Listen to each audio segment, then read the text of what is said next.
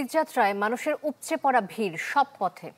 গেল ঈদে রেলপথে স্বস্তি থাকলেও এবার ট্রেনের ছাদেও তিল ধারণের কোনো ঠাঁই নেই। সড়ক মহাসড়কের দিকে যদি দেখেন যে গাড়ির দীর্ঘ সারি আমরা লক্ষ্য করেছি, ধীর গতিতে এই গাড়িগুলো চলছে। নৌপথে রয়েছে বাড়ি ফেরা মানুষের চাপ।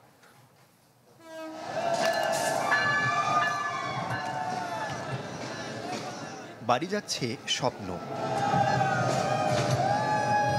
ধূসর শহরের কর্মব্যস্ত জীবনের ক্লান্তি পেছনে ফেলে প্রিয়জনের কাছে এই ছুটে চলা, শত ভোগান্তির মাঝেও আনন্দ আর উচ্ছ্বাস সবার মাঝে। রাজধানীর কমলাপুর স্টেশনে উপচে পড়া ভিড়। যে যেভাবে পেরেছেন উঠেছেন ট্রেনে।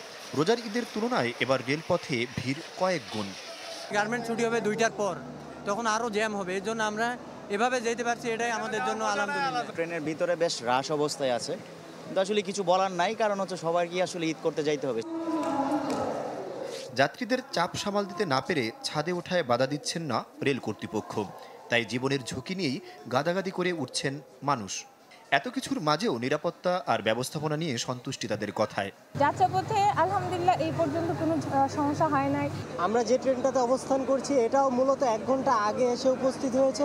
টিকিট কাটতে যে সবারই দেখতেছি সবার অনেক ভোগান্তি গেছে, মনে হচ্ছে এখানে সিন্ডিকেট চলে। First class.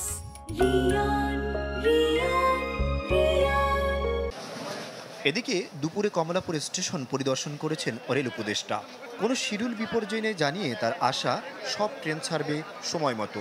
100% তো বলা যাবে না, কিন্তু মানে আমরা বলবো যে আমরা খুব একটা যাত্রীদের কাছ থেকে খুব একটা বড় ধরনের অভিযোগ পাইনি। সড়ক মহাসড়কে বেড়েছে যানবাহনের চাপ। ঢাকা টাঙ্গাইল মহাসড়কের বাইপ্যাল, জিরানী ও চন্দ্রায় গাড়ি চলছে ধীর গতিতে। এছাড়া ঢাকা ময়মনসিংহ মহাসড়ক ও ঢাকা মাওয়া এক্সপ্রেসওয়ে হয়ে পদ্মা সেতুতে বেড়েছে চাপ। র্যাব পুলিশের পাশাপাশি সড়কের নিরাপত্তায় কাজ করছে সেনাবাহিনী। ঈদযাত্রায় বিশৃঙ্খলা এড়াতে তাদের এই তৎপরতা।